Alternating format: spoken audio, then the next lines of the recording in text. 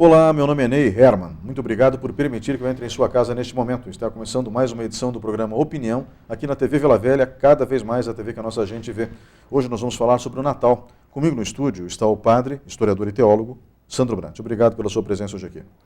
Obrigado pelo convite, Ney Herman. Uma grande oportunidade de falar sobre essa data tão especial para nós cristãos e que tem uma fundamentação teológica e também histórica muito interessante e que muitas pessoas desconhecem. Então é uma grande oportunidade de a gente poder compartilhar esse saber acumulado na história através do seu programa. Novamente, muito obrigado. Nós vamos agora para um breve intervalo e voltamos em instantes.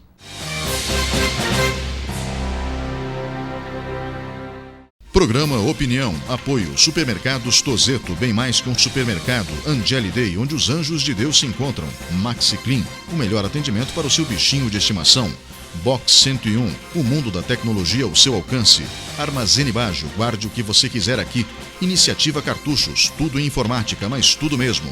E IDL Ambientes Planejados, o melhor do Brasil em móveis planejados. Olá, estamos de volta com o programa Opinião. O tema de hoje é o Natal. Comigo no estúdio da TV Vila Velha está Sandro Brant, padre, historiador, teólogo. Padre, nós temos como marco zero da nossa história o nascimento de Cristo. A história se divide entre antes e depois de Cristo. O nascimento dele praticamente mudou a história da humanidade, né? Porque ele foi personagem de algo inusitado. Ele ressuscitou. O evento fundante da fé cristã é a ressurreição, não é o nascimento de Jesus. Mas é óbvio que, para ressuscitar, ele precisou passar por dois estágios anteriores. Ou seja, a sexta-feira da paixão, morrer, e antes da morte, nascer. Mas é óbvio que o Evangelho se concentra na mensagem de Jesus, ou seja, nos 3 anos de pregação que ele teve dos 30 aos 33 anos, quando foi crucificado. E pouco se sabe do nascimento dele, da infância. Tem um intervalo de 18 anos que é um completo mistério. Esse intervalo de 18 anos a gente pode abordar num outro programa, né? Porque são apenas conjecturas, possibilidades, né? De um rabino, ele era um rabino antes de mais nada, de um rabino do século I, um rabino e um profeta. Né? Mas se ele não tivesse ressuscitado, ele seria apenas mais um profeta do século I na Terra Santa. Porque a Terra Santa estava cheia de profetas naquela época, quase todos com a mesma mensagem, ou seja, Israel será livre do domínio de Roma e voltará a ser grande como na época de Davi. Né? Tanto que as profecias indicavam que o novo rei da Judéia deveria ser um descendente da casa de Davi, como é o caso de Jesus. Mas a narrativa do nascimento de Jesus é muito similar à narrativa do nascimento do deus Mitra, que, se eu não me engano, me corrija se eu estiver errado, por favor, é um deus persa de origem que foi adotado por muitos romanos. E eu gostaria que o senhor começasse por aí. Em que ponto da Bíblia se encontra a narrativa do nascimento de Jesus? Quando que essa narrativa no Evangelho ou nos Evangelhos foi escrita, e realmente essa semelhança com o nascimento de Mitra é aleatória ou foi proposital? Ney, a questão que você levanta é muito interessante, porque nós temos realmente vários contos bíblicos, desde o Antigo Testamento até o Novo Testamento, que entraram na tradição, seja judaica como cristã, a partir da evolução histórica desse povo e na medida em que essa história desse povo começou a ser escrita. E por isso, alguns mitos, algumas, não digo lendas, mas algumas histórias da religião que existia antes passam a fazer parte do consciente coletivo daquele povo e é assimilada pela nova religião para tentar explicar essa nova religião. Esse é um aspecto.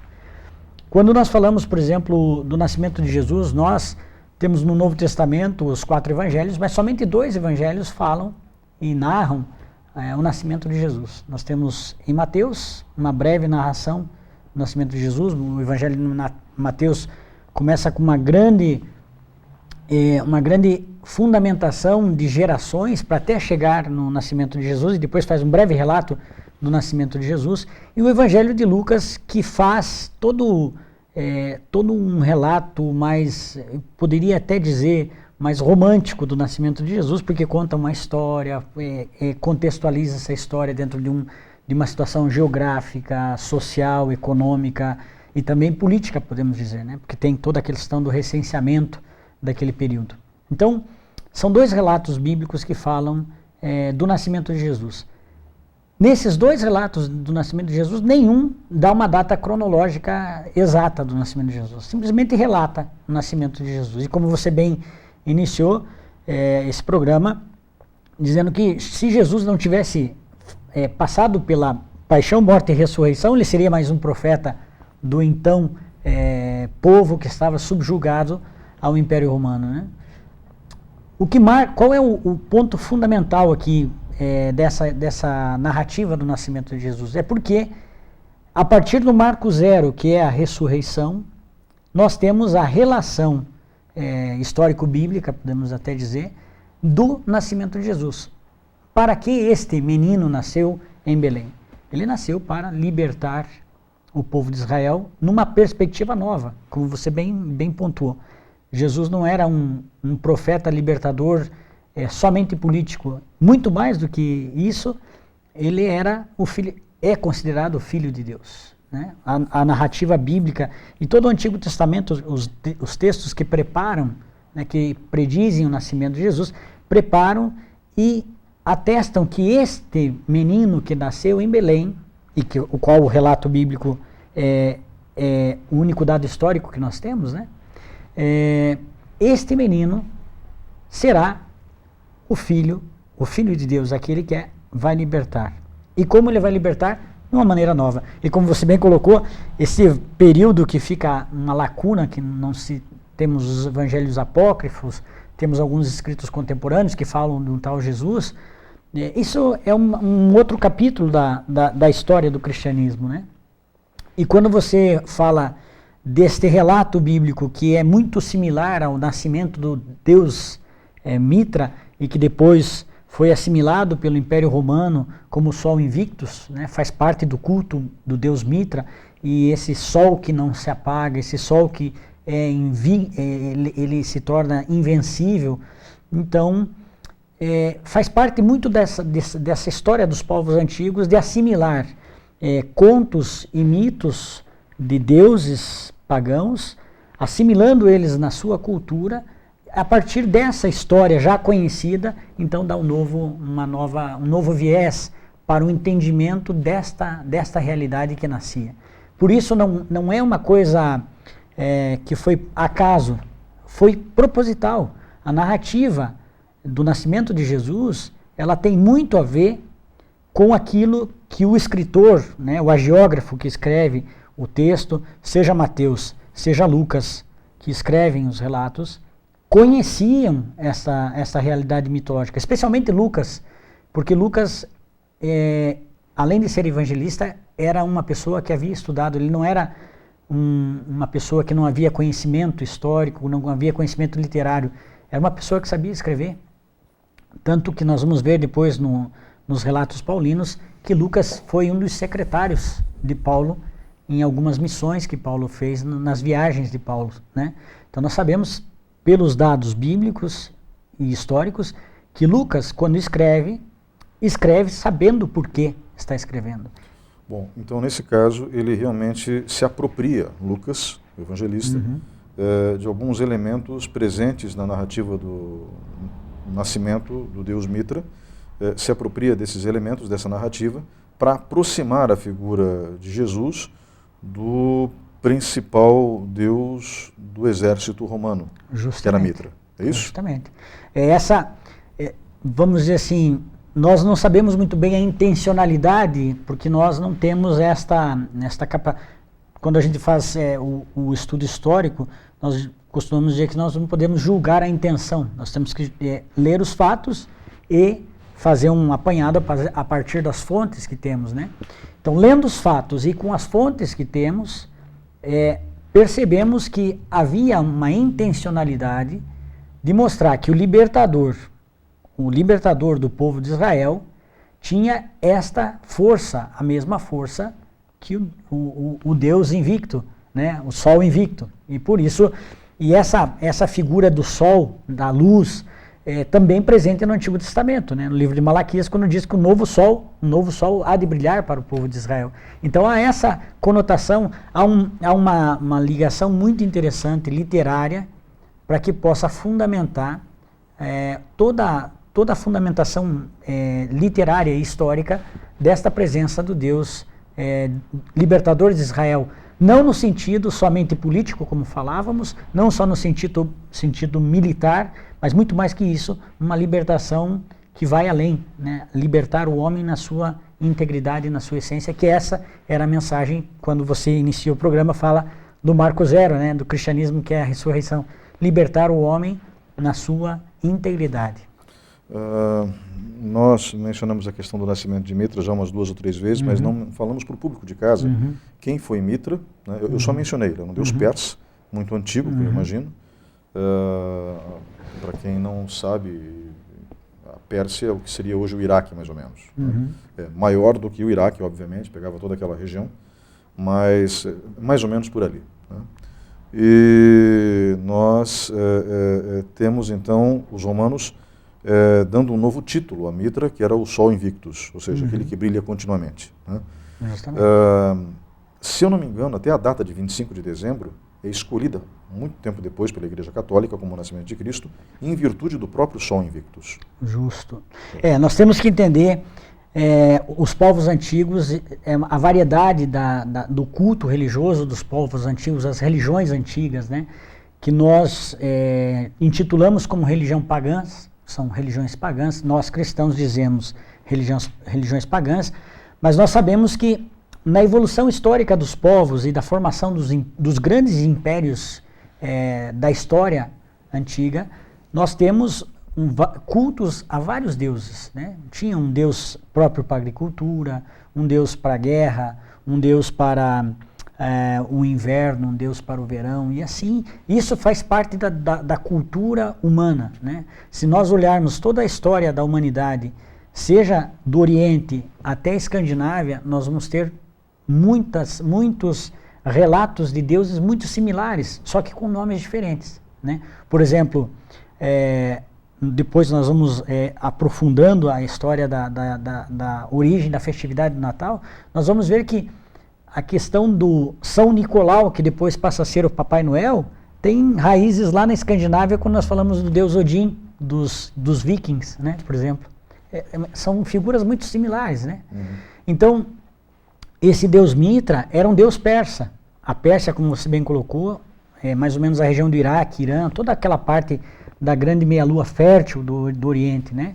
Então, quando o Império Persa se desfaz, né, se desmantela pela fraqueza, e porque nós sabemos que historicamente os impérios se impõem e depois se depõem, e depois há uma sucessão de novos impérios, quando esta região é assimilada pelo Império Romano, qual é por que o Império Romano exerce uma força? Porque o Império Romano não impõe nada, ele assimila a cultura deste povo e integra no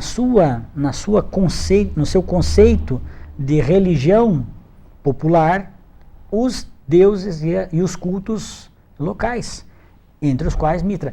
Este deus que era persa passa a ser uma divindade romana e é levada, inclusive, o culto para Roma, né? Inclusive, algumas basílicas hoje em Roma, algumas igrejas cristãs são construídas em cima de antigos templos, dos quais uma delas é construída em cima de um antigo templo do deus Mitra, né? E dentro dessa narrativa do Natal, do nascimento de Mitra, alguns elementos se tornam presentes, como, por exemplo, os reis magos, a estrela, né, brilhando sobre sinais, o berço, né?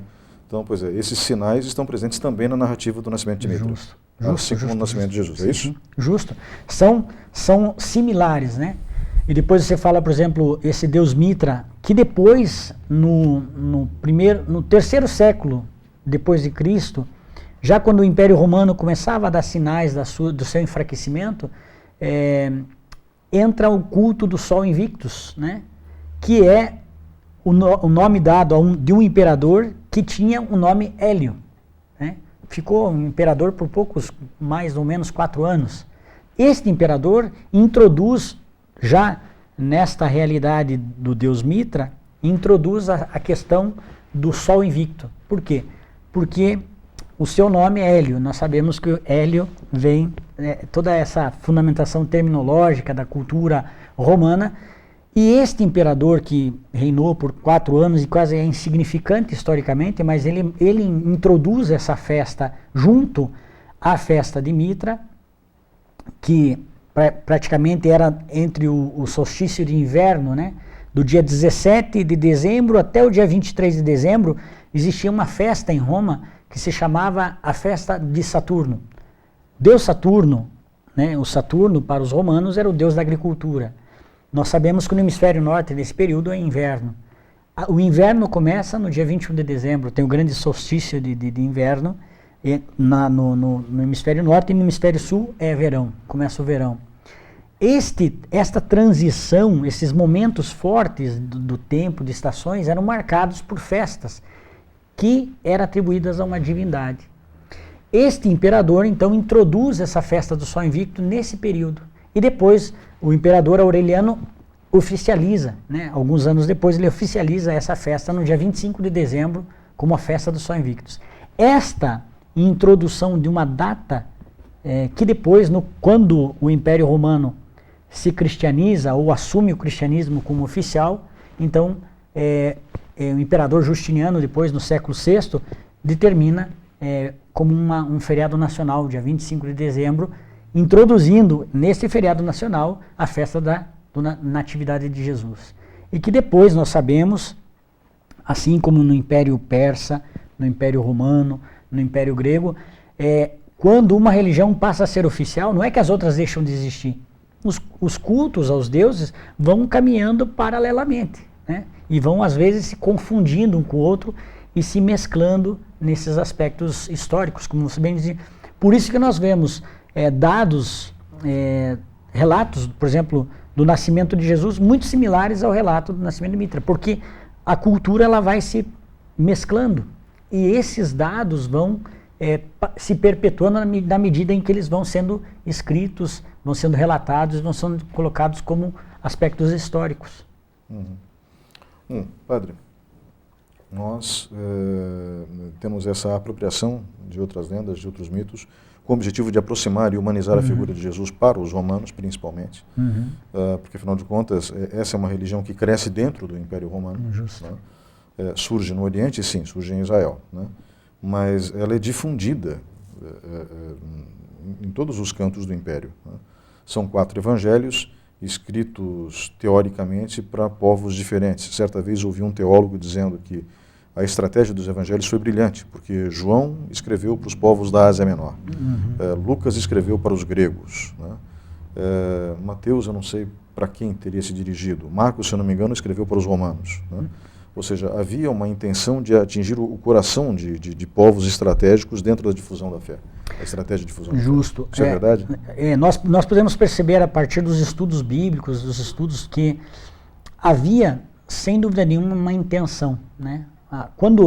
A mesma coisa que quando nós escrevemos alguma coisa, nós temos a intenção de fazer com que este conhecimento que eu tenho possa ser assimilado de uma forma coerente e próxima e que também a pessoa que lê possa ter um entendimento.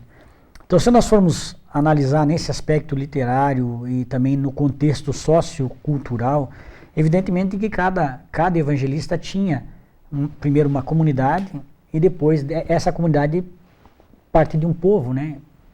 Culturalmente desenvolvido ou não, né? O grande desafio aqui é entender que essa intencionalidade que o hagiógrafo que escreve o relato do nascimento de Jesus e tem o objetivo de fazer com que o maior número de pessoas possíveis possam ter acesso a esta realidade.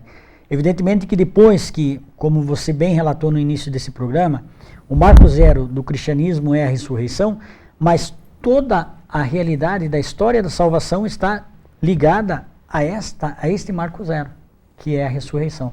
E quando nós olhamos no aspecto, no arco histórico, seja para frente ou para trás, nós vamos perceber que o grande desafio que os escritores tiveram foi atingir não só o entendimento literário das pessoas, mas a consciência dessas pessoas. E por isso, depois nós vamos ver na tradição cristã que alguns, como nós sabemos que o Evangelho foi escrito em grego, né? O Evangelho de Lucas, né? Todos os evangelhos foram escritos em grego. Todos foram escritos em grego. Agora, a língua grega não era oficial do Império Romano. E como é que o Império Romano assimila essa? Então, aí vem São Jerônimo, né? São Jerônimo faz a tradução do texto grego para o latim. E a intenção era justamente essa, porque a extensão do território do Império Romano era grande, e no território de quem domina a língua oficial, a primeira língua oficial é do dominante. Então, São Jerônimo, que era um semita, estudioso, inteligentíssimo, conhecia grego, latim, aramaico, era uma pessoa extremamente sábia, faz a tradução destes textos para o latim, e daí nós temos a tradução Vulgata, né, que é a Bíblia Vulgata, que é da língua grega para o latim, para que os povos dominados pelo Império Romano possam ter este conhecimento dos relatos do nascimento de Jesus e de toda a vida de Jesus. Por isso que você, quando aponta que a intenção de cada escritor, de cada evangelista foi essa, sem dúvida nenhuma, mas depois, na sequência, existiram pessoas também que entenderam que, para que as pessoas pudessem ter acesso, nós temos que fazer com que elas leiam aquilo que foi escrito. E por isso, os textos foram traduzidos em latim, e depois o que chega para nós é a tradução tanto do grego como da língua latina. Padre, nós temos alguns elementos históricos do nascimento de Jesus também. Né? Então, Maria recebe Jesus em seu ventre. Né? José, obviamente, eu acho que fica em dúvida no começo, depois entende que realmente aconteceu um milagre e passam-se os meses, Maria vai ter a luz em Belém. Por que ela foi para Belém? O relato histórico bíblico ele é muito claro, né?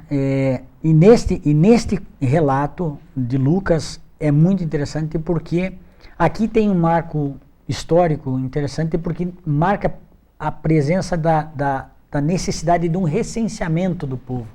Então, isso realmente aconteceu. Isso mesmo, isso é um fato histórico, aconteceu. Então, como é que se faz o recenseamento? Não é como hoje, por exemplo, nós temos os recenseamentos que se faz pelos institutos de recenseamento que nós temos no Brasil ou fora do Brasil. Não se faz mais no seu lugar. Naquela época, se você nasceu em Ponta Grossa, vamos dar um exemplo, se eu fosse aquela época, eu nasci em Ponta Grossa, para que eu pudesse fazer o recenseamento, mesmo morando fora de Ponta Grossa, eu teria que voltar a Ponta Grossa e dizer, eu, Sandro, nasci no dia tal, no mês tal, no ano tal, na cidade tal, no lugar tal, né? no hospital tal. No período de Jesus era mais ou menos assim. Então, José era de Belém. Ele era casado com Maria. Maria era de Nazaré. Mas, no período, era uma sociedade patriarcal. Contava o homem. Contava o homem. Então, quem deveria fazer o recenseamento? José. José toma Maria e vai a Belém, porque é justamente naquele período em que deveria se fazer o recenseamento. E nesse recenseamento que é feito em Belém, José, ao recensear-se, né, ao colocar, eu sou José, nasci aqui, mas estou morando em Belém, nesse momento... Nazaré, nesse caso. Nazaré, eu estou casado com Maria, que está esperando um filho. E é nesse período que Maria dá à luz em Belém ao menino Jesus. Por isso que essa ligação do recenseamento é muito interessante, porque depois a gente olhando para trás nos profetas, tem um relato de um profeta que diz que uma luz brilhará em Belém. Essa nova luz que iluminará os povos. E aí nós ligamos novamente àquela questão do Deus Mitra, do Deus Sol Invicto, a luz que não se apaga, a luz que é invencível. Né? Ou seja, a estrela de Belém que brilha sobre a manjedoura. Sobre a manjedoura. É natural que eles tenham ido para um estábulo porque eles não encontraram lugar em pousada nenhuma, porque era o recenseamento e todas as pousadas estavam lotadas. Esse é o relato Lucas. de Lucas, né? Possivelmente tenha ocorrido isso, né? Depois, claro, na medida em que nós vamos lendo e vamos entendendo, a cidade realmente estava cheia. Porque se nós tivermos presente, Belém era um povoadinho, era um pequeno povoado, né? As pessoas que ali nasceram não encontravam trabalho ali, saíam para trabalhar fora. Então tinha muita gente deste povoado que estava fora. E quando retornam todo esse povo ao mesmo tempo, evidentemente que esse povoado não vai ter espaço para todo mundo, não vai ter lugar para todo mundo. Então as pessoas se acomodavam naquilo que era possível, né? Depois, evidentemente, tem todo o romantismo do texto, porque você sabe, você é jornalista, quando você vai escrever uma coisa sobre uma realidade, a gente precisa colocar um sentimento naquilo que escreve para que as pessoas possam também sentir atraídas para a leitura daquilo, né? Agora, se foi num estábulo, se foi numa gruta, o importante é que Jesus, a família de Jesus, a Sagrada Família de Nazaré, foi acolhida em um lugar que era possível eles ficarem. Ali, Maria deu à luz. E depois, nós temos aí na história, na evolução dos relatos do nascimento de Jesus, que foi num estábulo, que foi numa gruta. Lucas diz que eles foram a um lugar onde os animais repousavam, né? E talvez não tenha sido só eles, muitas outras pessoas estavam também acomodadas nesses espaços que não eram bem cômodos como uma casa ou como uma pousada. Padre, nós vamos agora para um breve intervalo e voltamos em instantes com o programa Opinião. Por favor, fique com a gente. Programa Opinião. Apoio Supermercados Tozeto, bem mais que um supermercado. Angeli Day, onde os anjos de Deus se encontram. Maxi Clean, o melhor atendimento para o seu bichinho de estimação. Box 101, o mundo da tecnologia ao seu alcance. Armazene Bajo, guarde o que você quiser aqui. Iniciativa Cartuchos, tudo em informática, mas tudo mesmo. E IDL Ambientes Planejados, o melhor do Brasil em móveis planejados. Olá, estamos de volta com o programa Opinião. O tema de hoje, o Natal. Comigo no estúdio, o padre Sandro Brandt, que é teólogo, historiador. Recentemente concluiu seus estudos em Roma, justamente na área de História da Igreja. E eu gostaria que o senhor nos ajudasse agora a entender dois elementos, ou três, se bem que um desses três elementos é muito claro, presentes no nascimento de Jesus, dentro da narrativa de Lucas. A estrela de Belém, logicamente, simboliza uma nova luz para o mundo. Eu acho que é isso, a estrela que brilhava sobre a manjedoura do Messias, do Salvador. Mas o fato dele ter nascido junto aos animais, ou seja, numa área de campo, próximo a pastores, tinha que significado? A aproximação com os mais pobres, porque os pastores eram os mais pobres da época, até onde eu saiba, né? E o que significavam os reis magos nesse contexto? Justo. Ok, né? Você pontua muito bem quando a estrela, ela é a estrela que brilha, né? Eu sou um profundo apaixonado por esse relato, assim, porque a estrela é sempre um marco, né? Nós mesmo aqui no sul, no hemisfério sul, se a gente quiser saber onde nós estamos, basta olhar para o céu à noite, numa noite estrelada, você vai ver o Cruzeiro do Sul, que é o marco da nossa a constelação sul. Então, essa é um ponto de referência. A estrela sempre vai ser esse ponto de referência. No caso do relato de Lucas, a estrela é esse ponto de referência. Ó, debaixo desta luz, sob esta luz, veio a nova luz dos povos. Esse é o ponto interessante aqui, né? Depois, o fato de Jesus nascer em meio ao campo, né, como você bem cita, né, em meio aos pastores, em meio a uma realidade que aparentemente pobre, né, aparentemente meio que excluída daquele grande centro, do conforto, do bem-estar, né? Aqui tem duas questões fundamentais. Primeiro, o que você já citou, Jesus quis se fazer em meio a, especialmente aqueles que precisavam, aqueles que necessitavam, aqueles que estavam à margem, né, de uma então sociedade que se sentia bem. Mas ao mesmo tempo, Jesus é anunciado a estes pastores E se nós olharmos quem eram os pastores não eram só pessoas que estavam afastadas da sociedade, mas eram pessoas que cuidavam da subsistência daqueles que deveriam ter o bem-estar, né? Porque cuidavam do rebanho. E nós sabemos, olhando para o povo hebreu, para esses povos antigos, um rebanho representava muito para esse povo, porque era a carne, era a comida, era o alimento que tinham, era a subsistência que tinham e era uma maneira de se vestir também, né? Então, esses pastores não eram qualquer pessoas, eles eram figuras interessantes, eram pobres, mas cuidavam da subsistência dos outros. Então Jesus, nessa manifestação a esses pastores, também quer fazer-se um com essas pessoas que trabalham, que cuidam da subsistência dos outros, e essa luz de Deus, essa luz que é Jesus, que brilhou em meio aos povos, é para todos os povos, né? Não é somente para aqueles que estão bem, e não é só para aqueles que estão marginalizados, mas é para todos, né? Quis unir essa realidade. Depois nós temos, como você bem citou, os primeiros a chegarem a este lugar foram os pastores. E a segunda comitiva que chegou foi dos reis magos. O que representa a figura desses reis magos, como relata o Evangelho de Lucas? Relata esta grande unidade de todos os povos, porque nós sabemos que esses reis magos não eram cristãos, não eram nem judeus, né? Não tinham a tradição judaica na sua religião. Eram povos de outras regiões, de outras realidades, de outras religiões, mas reconheciam, né, na figura daquele menino um marco para toda a humanidade.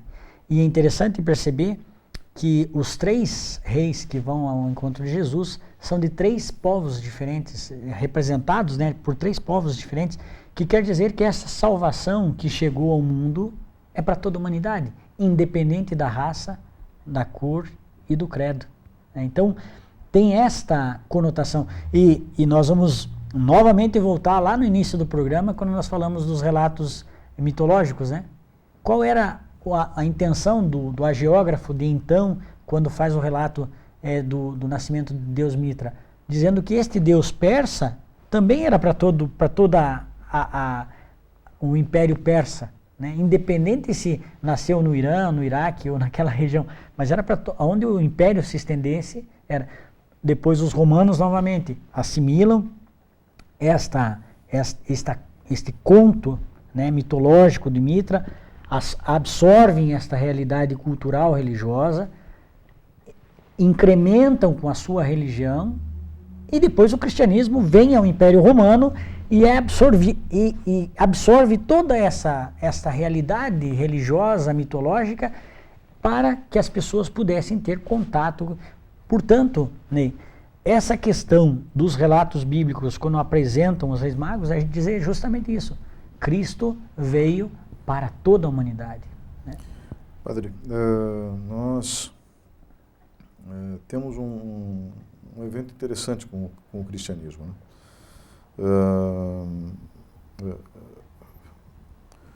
Os romanos eram muito tolerantes com as religiões dos povos conquistados. E como o senhor mesmo mencionou, eles absorviam os deuses, e às vezes esses deuses ganhavam um lugar de destaque no panteão romano. Mas por que eles perseguiram os cristãos, então, depois que Jesus morre e o cristianismo... O fato do cristianismo ter sobrevivido já foi por si só um milagre. Eram só 11 adeptos, né? Sim. Entende? Então, só tinham 11 adeptos, quer dizer, 12 se a gente contar Maria Madalena, né? Então, e temos que contar com Maria Madalena, porque ela é fundamental na história da igreja. Então, tudo bem, então temos 12 apóstolos, contando com Maria Madalena, né? Porque Judas se suicida. Então, o fato de ter essa seita de 12 pessoas ter crescido já é por si só um milagre. Mas por que ela foi perseguida pelos romanos? Havia alguma falha de interpretação? Como se os cristãos quisessem destronar César ou coisa parecida? Não, né? Aqui nós temos que entender bem a figura da história do cristianismo, né? Tem a história do povo de Israel, tem a história do povo hebreu, mas tem a história do cristianismo, especialmente quando o cristianismo começa a tomar força e começa a fazer-se presente dentro, no coração do Império Romano, que é a própria Roma, os cristãos não eram bem-vindos porque os cristãos não adoravam o imperador. Tá. Esse era o ponto principal.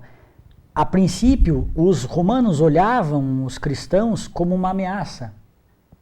Não uma ameaça bélica, mas uma ameaça à estabilidade do império. Porque o que marca a estabilidade do Império Romano? E por isso que eles, como você bem acenou, os romanos eram tolerantes com as outras religiões, inclusive com o judaísmo foi tolerante. Porque os judeus não se posicionavam com relação à adoração do imperador, porque para o Império Romano, a partir do momento da história do Império Romano, o imperador se declara Deus, é o Deus vivo. Então, esta realidade que os cristãos dos primeiros séculos não assimilavam. Eles eram condenados à morte, mesmo que fossem condenados à morte, dizendo assim, se você não adorar o imperador, você vai à morte. E o cristão ia alegre para a morte, porque tinha a esperança da ressurreição. E isso incomodava muito a questão do Império Romano.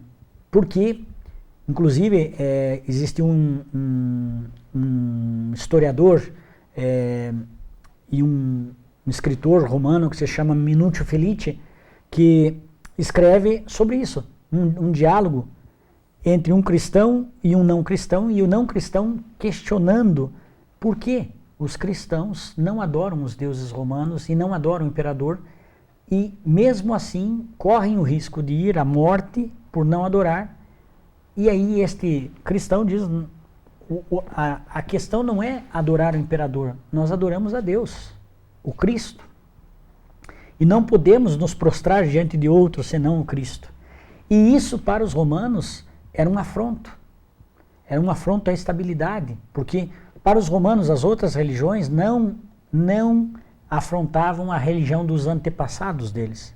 Eram religiões que estavam submetidas ao império, subalternas à religião dos antepassados romanos, e não se colocavam contra a religião oficial romana, digamos assim, né? Que era a religião dos antepassados e os vários cultos.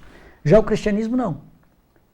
Eram pessoas muito boas, éticas, etc, etc, mas quando tocava a adoração ao imperador, não faziam. E isso poderia correr o risco. E por isso foram perseguidos.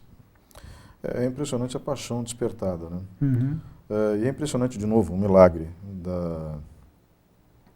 do crescimento da fé cristã, porque eu tenho plena convicção que os primeiros cristãos morrendo achando que iam ressuscitar logo depois. Uhum. Isso não aconteceu, né? Aí vem o Evangelho de João, escrito, acho que 8, 9 décadas depois, e fala que a ressurreição só vai acontecer no fim dos tempos. Uhum. Né? Mas há quem diga também que João falava que o fim dos tempos era próximo, ou seja, naquela época. Uhum. Né? O próprio livro do Apocalipse, escrito de maneira cifrada, faz indicações mais ao Império Romano do que propriamente ao fim dos tempos, segundo alguns especialistas. Né? Mas, quando a gente olha de novo para a expansão da fé cristã, a gente vai para a mensagem, e a mensagem é uma mensagem de amor. Né? Onde eu estou querendo chegar com isso?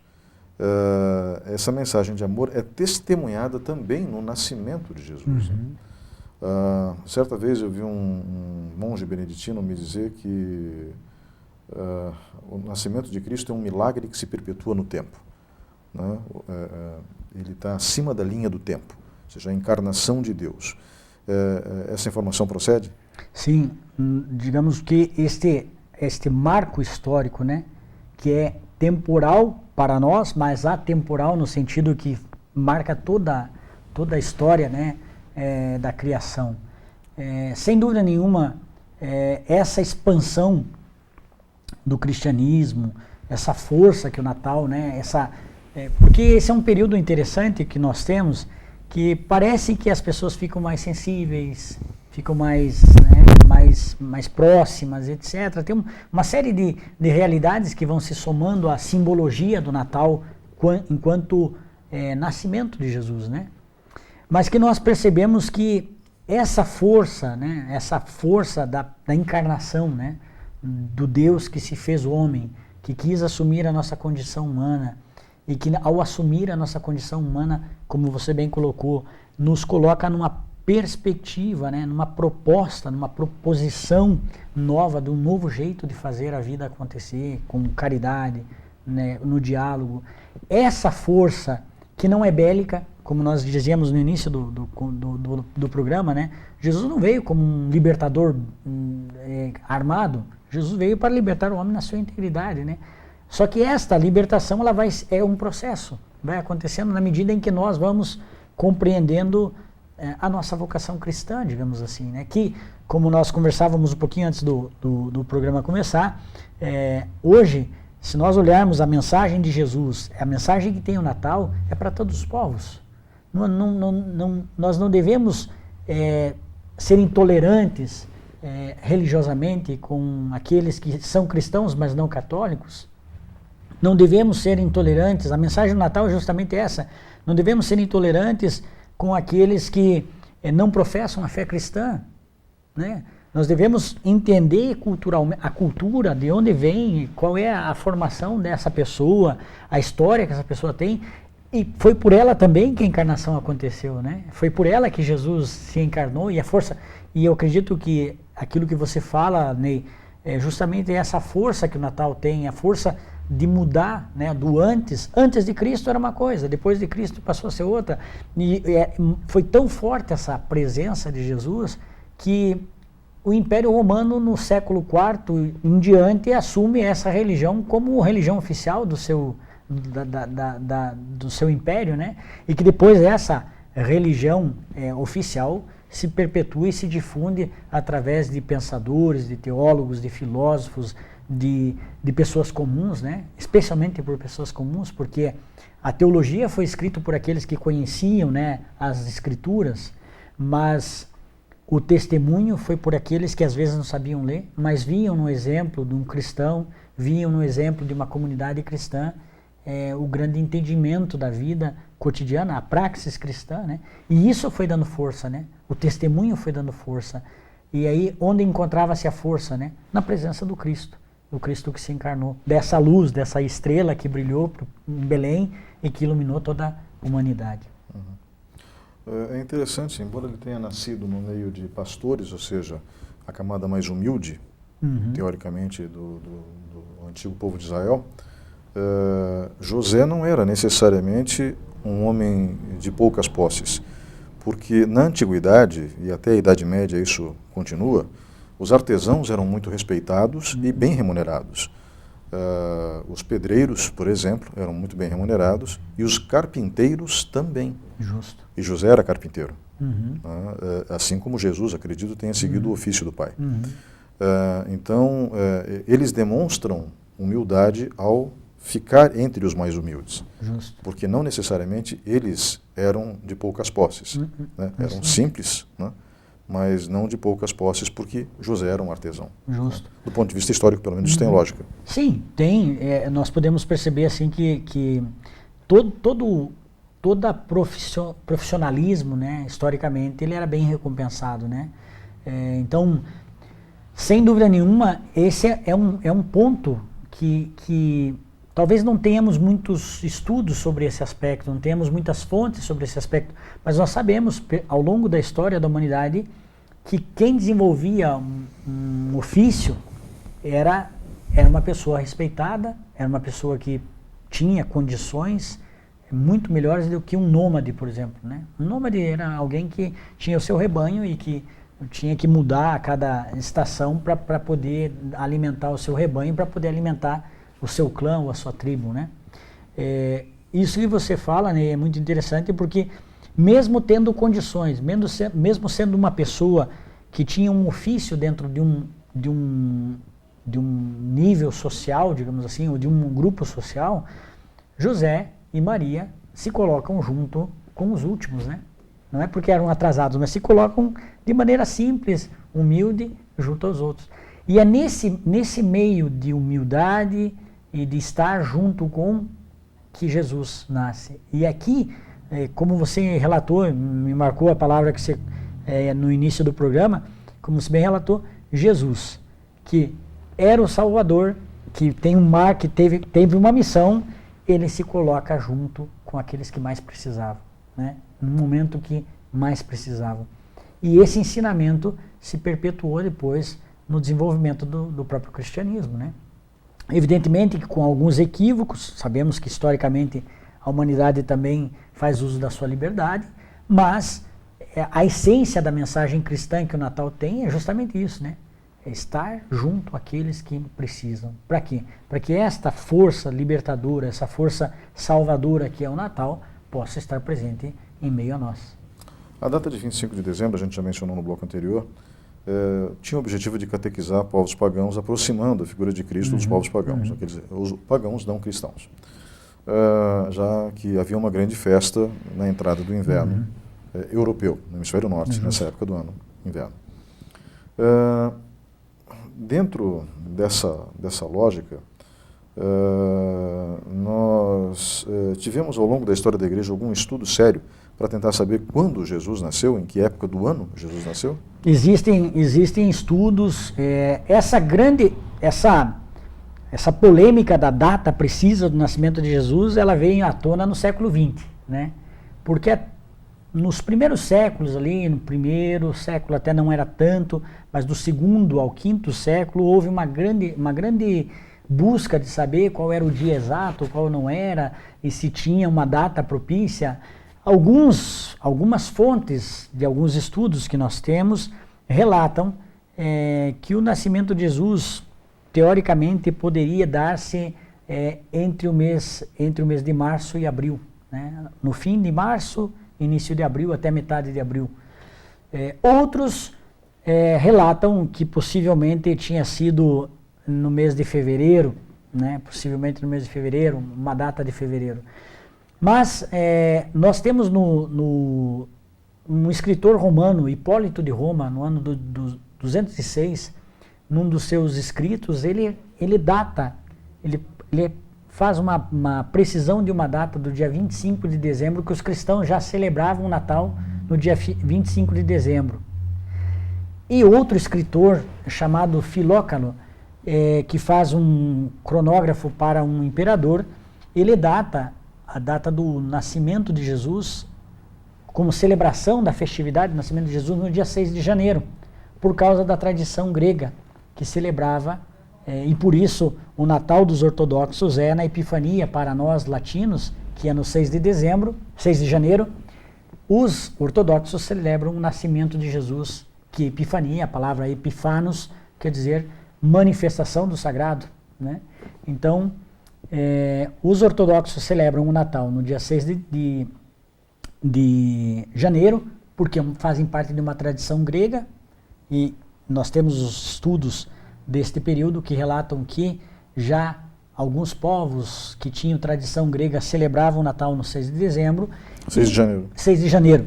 E os povos de orientação latina começaram a celebrar já no dia 25 de dezembro, ligada a essa data do Sol Invictus, ligada à festa da colheita, dos frutos, né, do deus Saturno.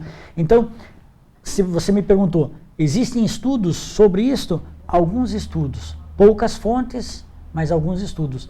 E por isso hoje nós temos a data estipulada pelo Papa Júlio I, no século VI, ele estipula a data do Natal cristão no dia 25 de dezembro, e Natal latino. E na Igreja Ortodoxa, de tradição ortodoxa, é 6 de janeiro. Padre, obrigado pela sua participação até aqui. Nós vamos agora para um breve intervalo e voltamos em instantes.